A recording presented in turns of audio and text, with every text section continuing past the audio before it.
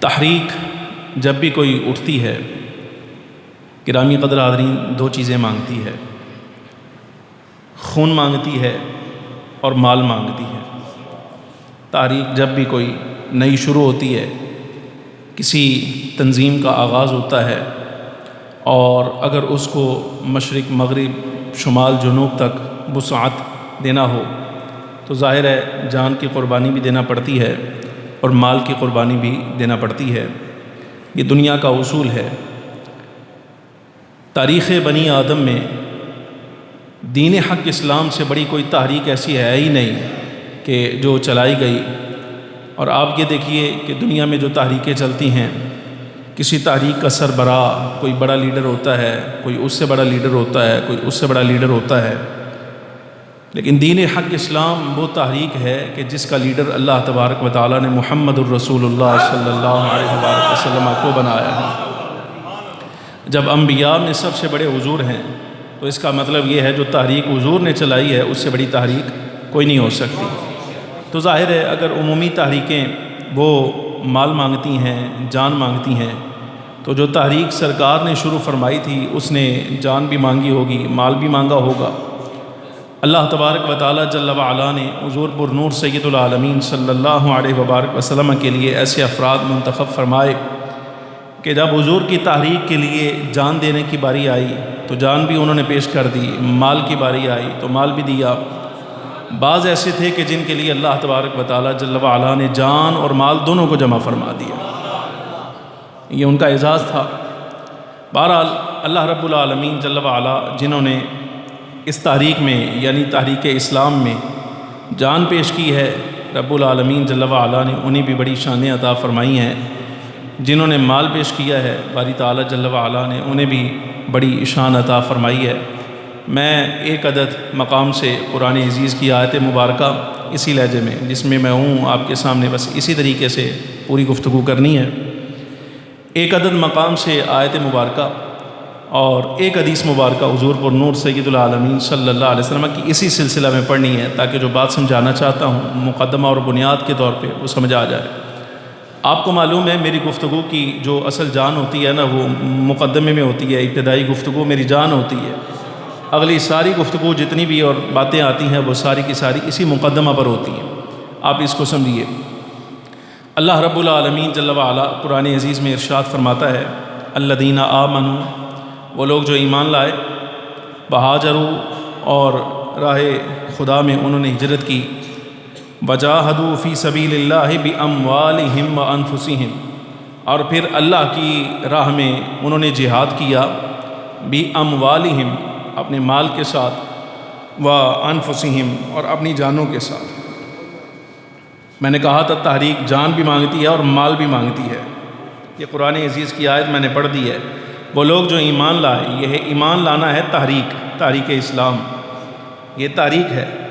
تحریک نے جب جان مانگی ہے، مال مانگا ہے، تو جان دینے والوں، مال پیش کرنے والوں کی جو اللہ رب العالمین جل وعلا نے ان کا اعزاز تھا اس کو رد نہیں فرمایا، بلکہ باری تعالیٰ فرماتا ہے جو ایمان لائے، جنہوں نے ہجرت کی اور راہ خدا میں جہاد کیا اپنے مال کے ساتھ اور جان کے ساتھ، اعظم درجۃ عند اللہ، درجہ کے اعتبار سے اللہ کی بارگاہ میں یہ بہت بڑے لوگ ہیں۔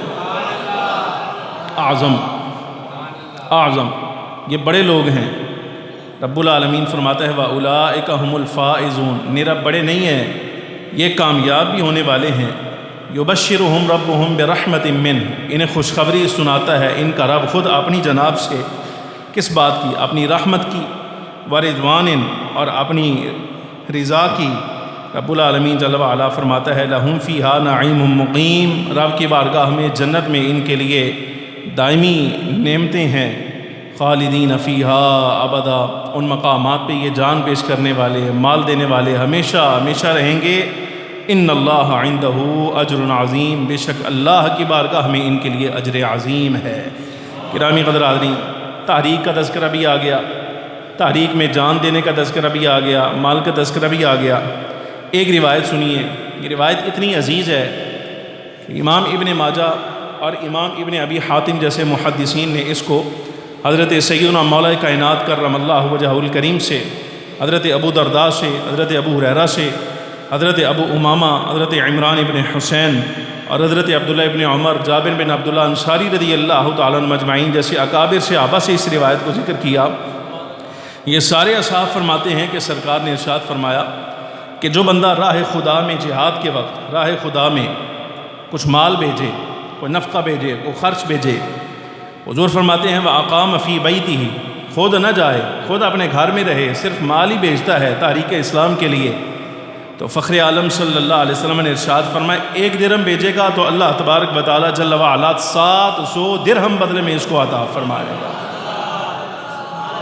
تحریک اسلام میں مال دینے والا، توجہ ہے آپ کی، ایک دے اگر ایک دے تو حضور فرماتے ہیں رب العالمین جل وعلا 1 درہم کے بدلے میں اس کو 700 درہم عطا فرمائے گا۔ اور پھر اگر جان بھی لے کر جاتا ہے، مال دیتا ہے، مال کے ساتھ خود بھی شریک ہوتا ہے، تو فرمایا ہر درہم کے بدلے اللہ تبارک و تعالیٰ جل وعلا 7 لاکھ دراہم اس کو عطا فرمائے گا۔ اب یہ دنیا میں مال کی صورت میں بھی ہو سکتا ہے، اور یہ بھی ممکن ہے کہ اللہ تبارک و تعالیٰ جل وعلا اس کے خرچ کے برابر اپنے پاس اس کا اجر ذخیرہ فرمائے اور قیامت کے دن اس کو ارشاد فرمائے، عطا فرمایا جائے۔ لیکن آپ یہ دیکھ لیجئے، روایت میں نے آپ کے سامنے عرض کی کہ جب تحریک کا آغاز ہوتا ہے تو تحریک جان بھی مانگتی ہے، مال بھی مانگتی ہے۔ یہ حدیث مبارکہ آپ کے سامنے آ گئی۔ فخر عالم صلی اللہ علیہ وبارک وسلم نے جب تحریک اسلام کا آغاز فرمایا، گرامی قدر حاضرین، میں تازہ مکہ مکرمہ دیکھ کر آیا ہوں، اگرچہ وہاں پتھر اس وقت وائٹ لگا ہے، وہ ٹھنڈا ہے، نیچے اے سی پلانٹ بھی لگے ہیں، قدم قدم پر سہولیات ہیں، مدینہ منورہ میں بھی قدم قدم پر سہولیات موجود ہیں، لیکن جو بندہ بیت اللہ الحرام مسجد حرام کے اندر کھڑا ہے، وہ کبھی 1400 سال پیچھے چلا جائے حضور کے دور میں، اور اس منظر نامے کو یاد کر کے اگر وہ دیکھے کہ فخر عالم صلی اللہ علیہ وبارک وسلم نے جس وقت تحریک کا آغاز کیا تو سرکار کے پیچھے کھڑے ہو کر حضور کے ساتھ جو مارے کھانے والے تھے، اس کچے میدان میں، ریتلے میدان میں، گرم موسم میں حضور کے لیے جو مارے کھانے والے، سینوں پر پتھر برداشت کرنے والے، اور پھر مدینہ منورہ میں آ کر جان دینے والے، مال دینے والے، آپ اندازہ فرمائیے، یقین جانیے کائنات کا کوئی ولی بھی ان کی ایک مار کا مقابلہ نہیں کر سکتا۔ عبادات ایک طرف رہ گئیں، لیکن فخر عالم صلی اللہ علیہ وبارک وسلم کے چہرے کو سامنے رکھ کر اللہ تبارک و تعالیٰ جل وعلا کی وحدانیت کی گواہی جنہوں نے دے گی ہے، آپ یقین جانیے ان کے عمل کے برابر کسی کا عمل ہو ہی نہیں سکتا۔ آپ اندازہ فرمائیے، جان دینے والے جان دے گئے، مال دینے والے مال دے گئے۔ اب دیکھا جائے تو جان دینے والوں میں بھی، مال دینے والوں میں بھی، یعنی کہ جن کے لیے جان اور مال دونوں جمع ہوئے، ان کا سردار قیامت کے دن اٹھایا جائے گا، تو وہ اٹھایا جائے گا جس کو حضور نے فرمایا تھا تو دنیا میں بھی میرا یار ہے، آخرت میں بھی میرا یار ہے، اور ہر نبی کے لیے کوئی نہ کوئی رفیق ہے، کوئی ساتھی ہے، دوست ہے، سنگی ہے، یار ہے۔ فرمایا کل کائنات جان لے، قیامت کے دن جنت میں میں محمد عربی صلی اللہ علیہ وسلم کا رفیق، سنگی، یار، دوست، قریبی جو اٹھایا جائے گا، فرمایا وہ عفان کا بیٹا عثمان اٹھایا جائے گا۔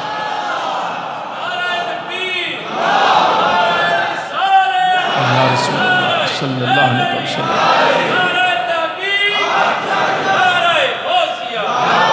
عثمان ابن عفان رضی اللہ تعالیٰ عنہ 18 ذی الحج شریف سیدنا عثمان غنی رضی اللہ تعالیٰ عنہ کا یوم شہادت ہے، اور آپ یقین جانیے، آپ جانتے ہیں میرا نمازی ہو، میرا چاہنے والا ہو، اور دین داری کے لیے مجھ سے ملاقات کرنے والا ہو، الحمدللہ رب العالمین عقیدے کا خراب نہیں ہو سکتا۔ میری زبان کو اللہ رب العالمین جل وعلا نے حضور کا صدقہ یہ توفیق عطا فرمائی ہے، جو میرے ساتھ چلنے والا ہے وہ حضور کی اہل بیت کی بھی تعریف کرنے والا ہے، حضور کے اصحاب کی بھی تعظیم اور توقیر کرنے والا ہے۔ ہم نے حضرت امام علی مقام سید الشہداء رضی اللہ تعالی عنہ کا حق مرتبت، مقام عظمت، ان کی شان 2 گھنٹے محرم الحرام میں ہر مجلس کے اندر بیان کی ہے، اور ہر محفل میں جہاں ہمیں مدعو کیا گیا، ہم فخر عالم صلی اللہ علیہ وسلم کی اولاد کے خادم اور نوکر ہیں۔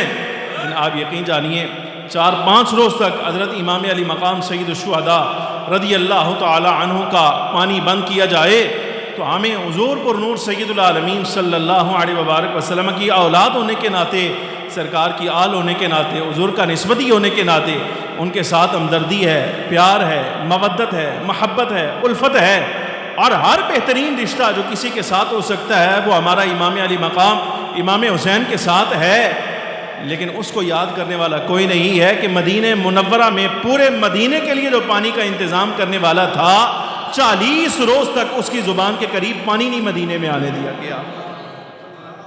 عثمان غنی رضی اللہ تعالی عنہ، رسول گرامی صلی اللہ علیہ وبارک وسلم کا اتنا بڑا صحابی، اتنا بڑا حضور کا نسبتی اور اتنا قریبی حضور پر نور سید العالمین صلی اللہ علیہ وسلم کا میں روایت آپ کے سامنے پڑھتا ہوں، ملاحظہ فرمائیے۔ آپ کا بڑا معروف لقب ہے ذو النورین، ذو النورین، اور دنیا جانتی ہے جہاں رشتہ دیا جاتا ہے وہاں دیکھ کے دیا جاتا ہے کہ رشتہ دیے جانے کے قابل بھی ہے کہ نہیں۔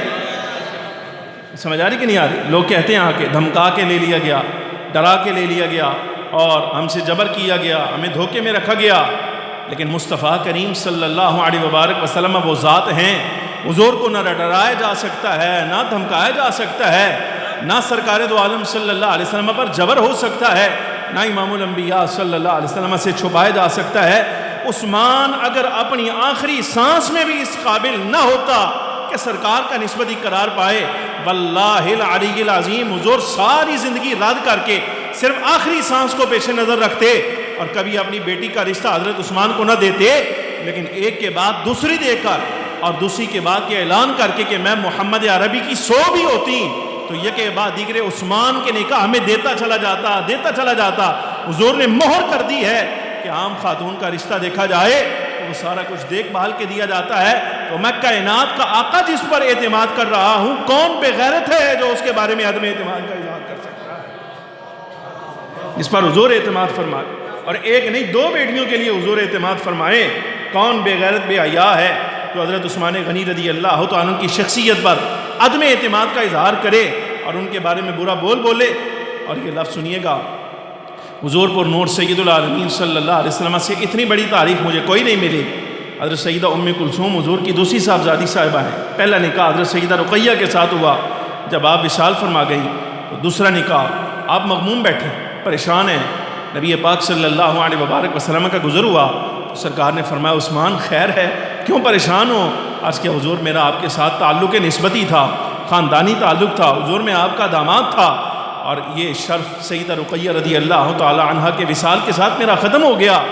آقا دو عالم صلی اللہ علیہ وبارک وسلم نے فرمایا عثمان دیکھ تو صحیح، جبریل کھڑے ہیں، عثمان غور کر، جبریل کھڑے ہیں، اور جبریل کہہ رہے ہیں اللہ تبارک و تعالیٰ جل وعلا فرما رہا ہے اے محبوب کریم صلی اللہ علیہ وسلم، جتنی مقدار حق مہر پر آپ نے اپنی بیٹی حضرت رقیہ کا نکاح عثمان کے ساتھ کیا تھا، میں حکم دے رہا ہوں، ہماری یہ وحی ہے، اتنی ہی مقدار حق مہر مقرر کر کے عثمان کا نکاح اپنی دوسری بیٹی ام کلثوم کے ساتھ کر دیجئے۔ فرمایا عثمان تیرے ساتھ میں نے اپنی دونوں بیٹیوں کا جو نکاح کیا ہے وہ اللہ کے حکم سے کیا ہے۔ عثمان اللہ کا بھی با اعتماد ہے، رسول اللہ کا بھی با اعتماد ہے۔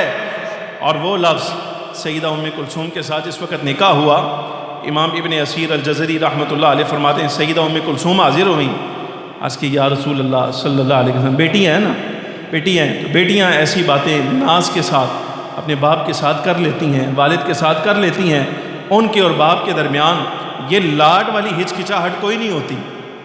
لاڈ کرنا ہو نا جہاں بیٹی نے اپنے باپ کے ساتھ تو وہاں ہچکچاہٹ کوئی نہیں رہ جاتی۔ سیدہ ام کلثوم صاحبہ رضی اللہ تعالی عنہ حضور کی بارگاہ میں حاضر ہوئیں، عرض کہ یا رسول اللہ صلی اللہ علیہ وسلم، آپ نے میری بہن فاطمہ کا نکاح میرے شوہر سے اعلیٰ بندے کے ساتھ کر دیا ہے، مولا کائنات کرم اللہ وجہہ الکریم۔ ظاہر سمجھ آئی کہ نہیں آئی؟ ایسے ناز کیا، یعنی یہ اعتراض نہیں تھا، ایسے ہی کوئی بے غیرت آدمی اٹھ کر کہے کہ دیکھو حضرت سیدہ ام کلثوم رضی اللہ تعالی عنہ راضی نہ تھیں، نہ راضی تھیں، بات سمجھنے کی کوشش کرو۔ حضرت سیدہ ام کلثوم رضی اللہ تعالی عنہ مولا کائنات کرم اللہ وجہہ الکریم کے بارے میں کوئی بات نہیں کر رہی، بلکہ سوال کا مقصد یہ ہے یا رسول اللہ صلی اللہ علیہ وسلم، ساری کائنات کو معلوم ہے کہ علی کون ہیں، اور وہ آپ کی صاحبزادی فاطمہ زہرا سلام اللہ علی ابیہا و علیہا کے شوہر ہیں، تو حضور میں بھی آپ کی بیٹی ہوں جس کے ساتھ میرا نکاح کیا ہے، اس کی بھی کوئی شان ہے کوئی نہیں؟ بات سمجھ آ رہی کوئی نہیں آ رہی؟ حضور اس کی بھی کوئی شان، یہ پوچھنے کا مقصد تھا حضور اس کی بھی کوئی شان ہے کہ نہیں؟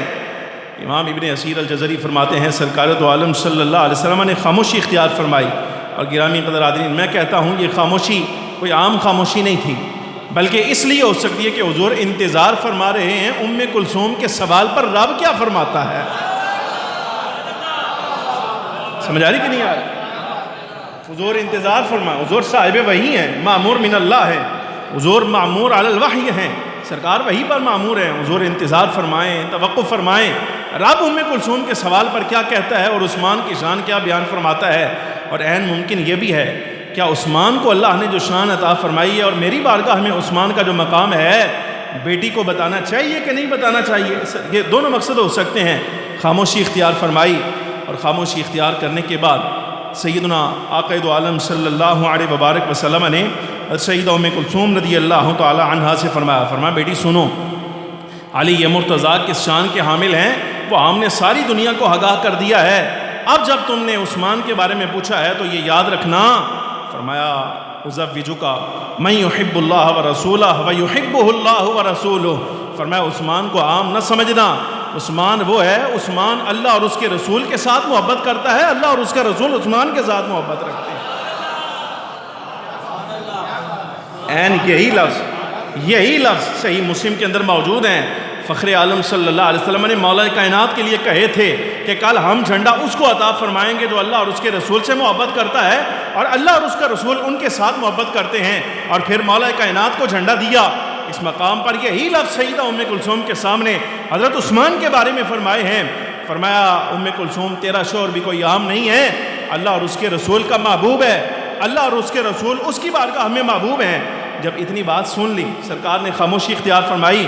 فلما تولت، جب سیدہ ام کلثوم اٹھی جانے لگیں پھر بلایا. فرمایا بیٹی بات سنو، میں نے کیا کہا ہے بتاؤ، ذرا دہراؤ میں نے کیا کہا. تو سیدہ ام کلثوم نے عرض کیا حضور آپ نے فرمایا ہے کہ میرا شوہر اللہ اور اس کے رسول کا محبوب ہے اور اللہ اور اس کے رسول کے ساتھ میرا شوہر بھی بڑی محبت کرتا ہے. فرمایا ہاں بالکل میں نے یہی کہا ہے. اور سن، صرف اتنی بات نہیں ہے، اضافی اور بھی سن جا. اے کاش تیری نگاہ دیکھتی کل قیامت کے دن جب عثمان جنت میں داخل ہوگا. حضور فرماتے ہیں کہ جب جنت مجھے دکھائی گئی ہے میں نے کل اپنے اصحاب میں سے اتنا اچھا مکان کسی اور کا دیکھا ہی نہیں جو عثمان غنی کا اللہ نے.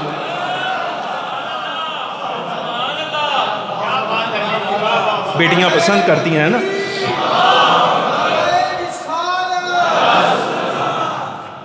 یہ ہے ذو النورین.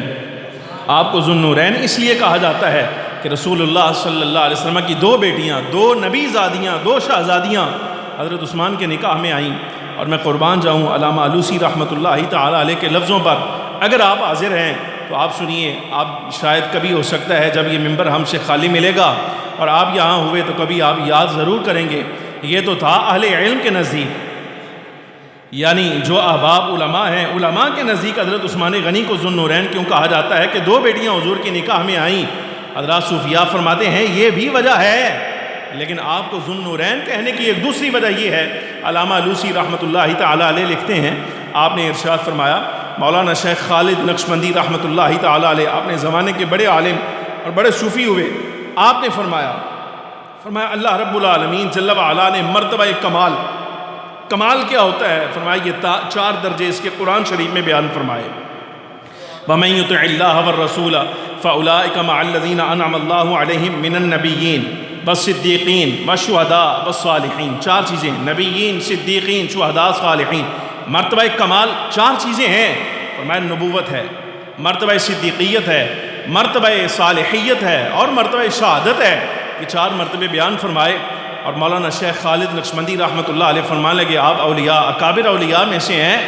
آپ نے فرمایا کہ مرتبہ کمال میں سب سے اعلیٰ درجہ نبوت کا ہے، اور جس کو بھی اللہ رب العالمین جل وعلا نے یہ نبوت کا درجہ عطا فرمایا ہے، یعنی جو انبیاء ہوئے ہیں ان کا قطب مدار اور سب سے اعلیٰ نبی جس کو بنایا ہے، فرمایا وہ ہمارے آقا صلی اللہ علیہ وبارک وسلم کو بنایا ہے.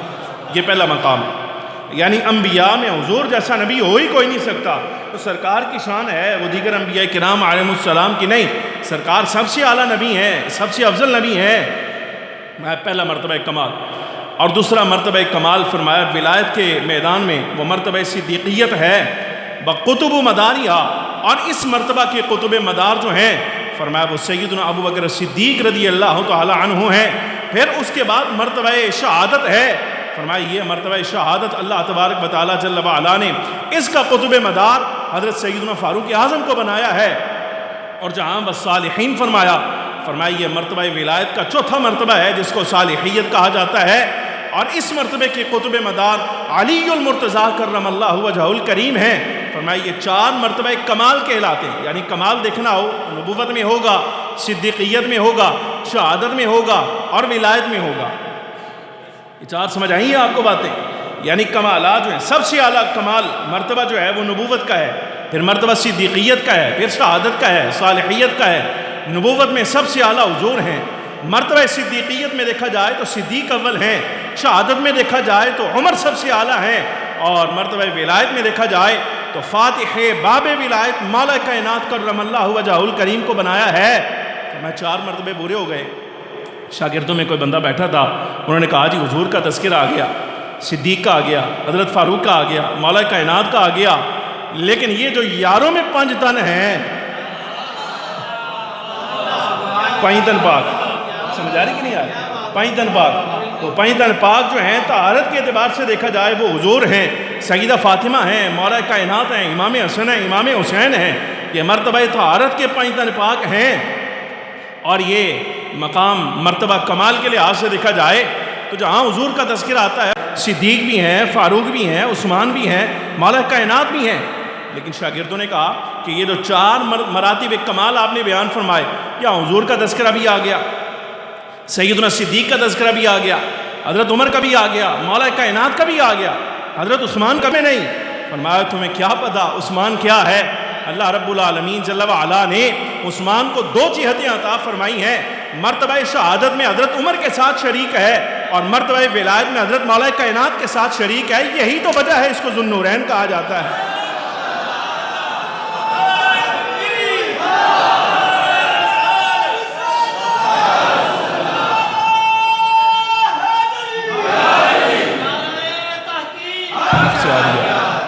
ہمارا سننے والا کبھی بھی نہ گستاخی سے آبا ہو سکتا ہے، نہ گستاخی اہل بیت ہو سکتا ہے۔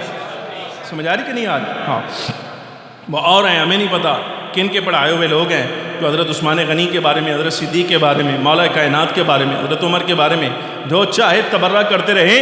ہمیں ہمارے باپ مولا کائنات نے جو سبق پڑھایا ہے وہ سبق بڑا اعلیٰ ہے۔ مولا کائنات نے جو سبق پڑھایا ہے، اور ہمیں حضرت صدیق اکبر نے سبق پڑھایا ہے اہل بیت کی شان کا، وہ سبق بھی بڑا اعلیٰ ہے۔ خلاصہ جملہ یہی نکلتا ہے، ہم صدیق کا سبق دیکھیں تو ہمیں اہل بیت اعلیٰ نظر آتے ہیں، مولا کائنات کا سبق دیکھتے ہیں تو ہمیں حضور کے یار بھی اعلیٰ نظر آتے ہیں۔ ہم اہل سنت ہیں، ہم اہل سنت ہیں، ہم اعتدال کی راہ پر ہیں، ہم حضور کے کسی نسبتی کو گالی نہیں دیتے۔ یہ اللہ رب العالمین جل وعلا نے ہمارے خون میں اثر رکھا ہے، اور یہ یاد رکھنا جہاں خون ہوگا وہاں اثر بھی ہوگا، یہ ساری زندگی یاد رکھنا۔ اور میں اللہ رب العالمین جل وعلا کی قدرت پر اور مالک رب العالمین جل وعلا کی عادت پر، مالک کے قانون و قضا پر توجہ کرتے ہوئے کہہ رہا ہوں، اور مصطفیٰ کریم صلی اللہ علیہ وبارک وسلم کی ذات کی طرف توجہ کرتے ہوئے عرض کر رہا ہوں، جو سرکار کی اولاد ہوگا واقعتاً حضور کی نسل ہوگا، اور اس کے جسم میں حضور کا خون ہوا، اللہ کی قسم اٹھا کر کہتا ہوں ہو ہی نہیں سکتا کہ سرکار کی اہل بیت کا گستاخ نکل آئے یا حضور کے اصحاب کا گستاخ نکل آئے۔ یہ خون اندر سے ہونے ہی نہیں دیتا۔ سمجھ آ رہی کہ نہیں آ رہی؟ ہاں آمیزش ہوتی ہے، باپ دعا پڑھیا بغیر اگر چلا جائے نا تو پھر کو ممکن ہے کہ اس طرح کی کوئی گال نکل جائے منہ چو باچوں، تو پھر ایسی صورت میں بندے یہ بھی دعویٰ کرتے ہیں ہم سادات میں سے ہیں، اور بعد میں پھر دیکھا جائے تو زبان کبھی حضور کے اصحاب پر تبرہ کر رہی ہوتی ہے، اور کبھی مصطفیٰ کریم صلی اللہ علیہ وسلم کی اہل بیت کے بارے میں کچھ نہ کچھ بک رہے ہوتے ہیں، اور دیکھتے ہی نہیں کہ منہ سے کیا بکواس کیے جا رہے ہیں۔ مولا کائنات نے جو سبق پڑھایا کتنا اعلیٰ سبق، مولا کائنات فرماتے ہیں، علی مرتضیٰ فرما رہے ہیں، فرمایا میں اللہ کی قسم اٹھا کر کہتا ہوں جو عثمان کے دین سے براءت کا اظہار کرے ایمان سے خارج ہو جائے گا۔